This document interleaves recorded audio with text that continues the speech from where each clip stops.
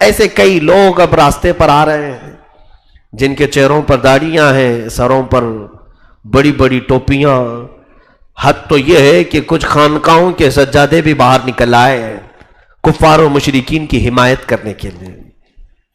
ان کی حمایت میں ان کو ایسا لگتا ہے کہ ہم گفتگو کریں گے تو ہماری جان بچ جائے گی۔ میں نے جمعہ میں وہ کہا تھا، سفید بیل اور لال بیل والا واقعہ، کہ تم شیر سے دوستی کرنے کی کوشش کر رہے ہو، شیر کی عادت ہے پھاڑ کھانا۔ تم سانپ سے دوستی کرنے کی کوشش کر رہے ہو، سانپ کی فطرت ہے ڈنک مارنا، ڈسنا۔ یہاں کچھ لوگ آج ان حالات میں یہ سمجھ رہے ہیں کہ ہم ان کی جی حضوری کر لیں گے، ان کی ہاں میں ہاں ملا دیں گے، آج جو کچھ بھی چل رہا ہے اس کو حق کہہ دیں گے تو یہ ہمیں چھوڑ دیں گے۔ ایسا نہیں ہو سکتا میرے عزیزو، یاد رکھنا ہمارے بعد پھر تمہارا بھی نمبر آئے گا۔ یہ تم کو صفحہ ہستی سے مٹا ڈالیں گے، پھر یہ نہیں دیکھیں گے کہ تم ان کی حمایت کرتے تھے کہ نہیں کرتے تھے۔ اس لیے کہ آزادی کے موقع پر بھی ایسے معاملات ہوئے ہیں، کچھ علماء انگریزوں کی حمایت میں فتوے دیے تھے، ان کو ذل اللہ کہا تھا۔ ذل اللہ کا مطلب ہوتا ہے یہ اللہ کا سایہ ہے۔ ان انگریزوں کے متعلق کچھ علماء کہتے تھے کہ ان کے خلاف بغاوت مت کرو، یہ بہت عدل کرنے والے لوگ ہیں، دیکھو انہوں نے ٹرینیں بنا دی ہیں، انہوں نے پٹریاں بچھا دی ہیں، انہوں نے عمارتیں کھڑی کر دی ہیں۔ ان کی فضیلت میں کچھ تقریریں ہوتی تھی اس وقت، لیکن ہوا کیا؟ ان کی فضیلت میں بیان کرنے والے بچ گئے؟ نہیں۔ جب علماء اہل سنت کو تختہ دار پر چڑھایا جا رہا تھا تو بعد میں پھر یہ ان کی بولی بولنے والوں کو بھی قتل ہونا پڑا، مصیبتوں کا سامنا کرنا پڑا۔ تو آج میں یہ کہتا ہوں کہ عمر جیسا ایمان لاؤ کہ اگر دوستی ہو تو اللہ اور اس کے رسول کی وجہ سے ہو، اور دشمنی ہو تو اللہ اور اس کے رسول کی وجہ سے ہو، ذاتی چیزیں داخل نہ ہونے پائیں۔ سیدنا عمر فاروق رضی اللہ تعالیٰ عنہ کی چند باتیں میں آپ کو بتا دوں۔ حضرت بلال حبشی رضی اللہ تعالیٰ عنہ غلام تھے، غلامی میں انہوں نے اپنی زندگی کے بیشتر ایام گزار دیے۔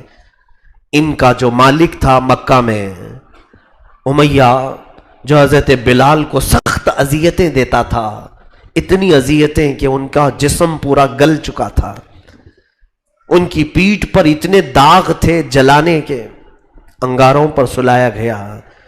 اوباش بدماش لڑکوں کے ہاتھ میں رسی باندھ کر کے حضرت بلال کو دے دیتا تھا، اور وہ نوجوان بدماش قسم کے لوگ آوارہ بلال حبشی کو پیر میں رسی باندھ کر مکہ کی گلیوں میں کھینچتے تھے، لے کر کے جاتے تھے، گرم ریت پر سلایا جاتا تھا۔ یہ سب اذیتیں بلال حبشی نے برداشت کی۔ غلامی سے آپ کو جس وقت آزادی ملی وہ بھی سیدنا ابو بکر صدیق رضی اللہ تعالیٰ عنہ نے آزاد کروایا۔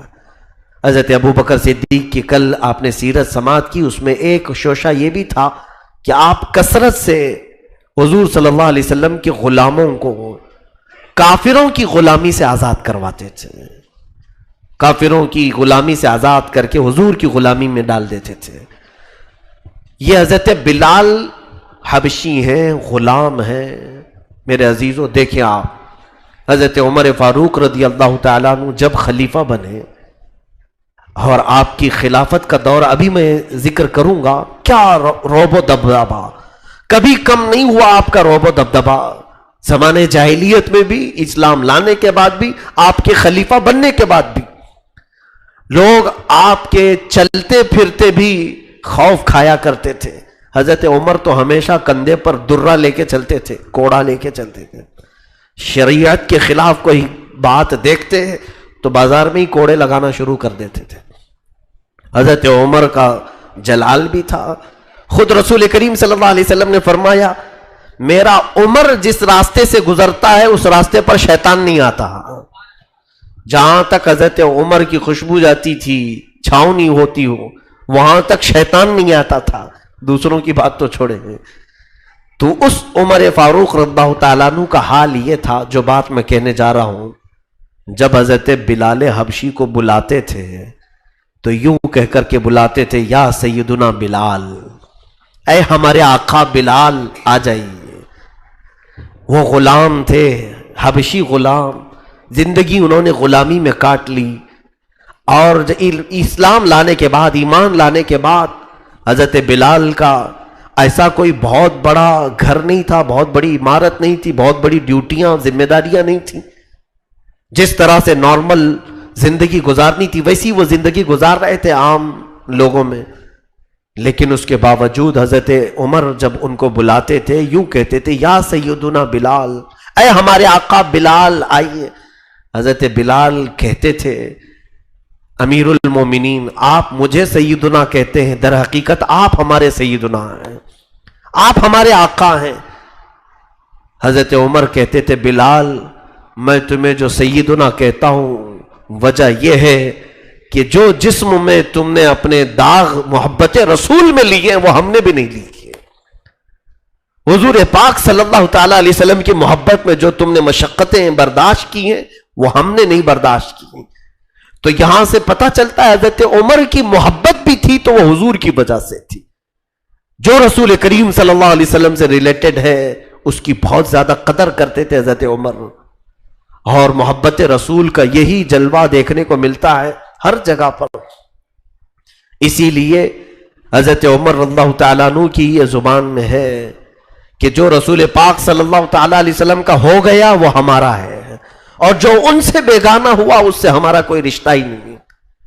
جانتے ہیں آپ جنگ بدر جب ہوئی، جنگ بدر میں اللہ رب العزت نے مسلمانوں کو فتح عظیم عطا فرمائی، اس میں حضرت عمر بھی تھے۔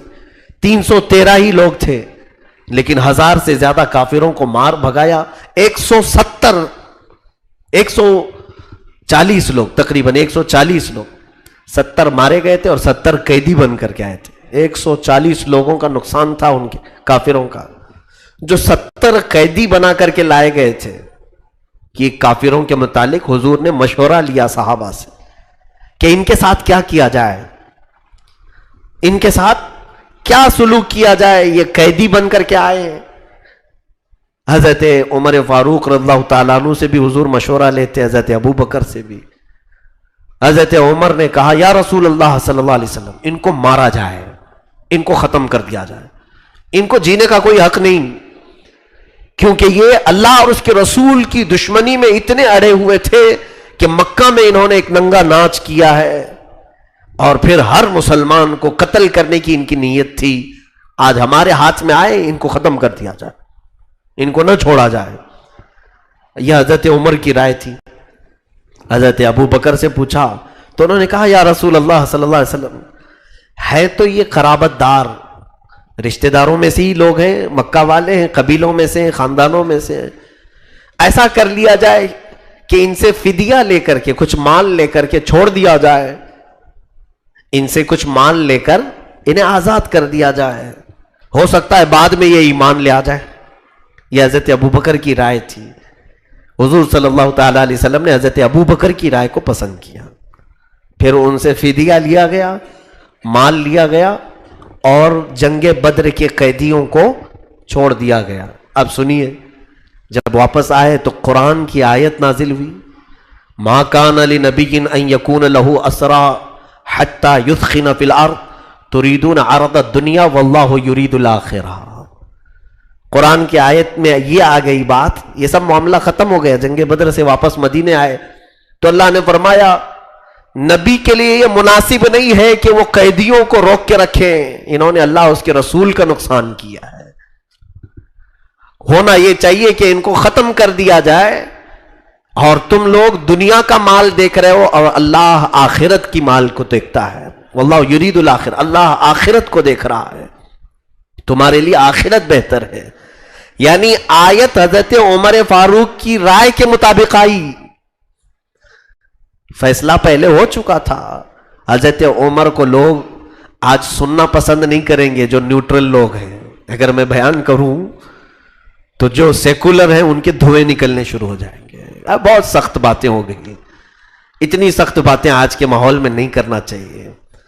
بہت سارے لوگ ہمیں مشورہ دیں گے، حالات نہیں دیکھتے رہے مولانا صاحب، آپ اتنی سخت باتیں کر رہے ہیں۔ اگر حضرت عمر کے یہ حالات نہیں ہوتے تو میں کبھی نہیں بات کرتا، اور حضرت عمر کی بات کرنے میں ہمیں خوف بھی نہیں رکھنا چاہیے، کیونکہ حضرت عمر کی مثال ہم لوگ تو بیان کرتے ہی کرتے ہیں، جن کو آج ہندوستان فخر کے ساتھ ہر جگہ پر ہر نوٹ پر رکھتا ہے۔ گاندھی جی کی لکھی ہوئی باتوں میں بھی یہ ہے، کہا کہ میں کچھ ہی لوگوں سے امپریس ہوں پوری دنیا میں، اس میں سے ایک عمر ابن خطاب ہے۔ تو وہ لوگ جب یہ بات کہہ سکتے ہیں حضرت عمر کی، تو مسلمان ہونے کے ناطے حضرت عمر کا ذکر کرنے میں خوف کس بات کا ہے؟ الحمدللہ یہ ہمارے اجداد میں سے، ہمارے سلف صالحین میں سے ہیں، ہم ان کا ذکر نہ کریں تو کیا پہاڑی چوہوں کا ذکر کریں گے؟ سیدنا عمر فاروق رضی اللہ تعالیٰ عنہ، آپ کی رائے اکثر قرآن کے مطابق آئی ہے، اور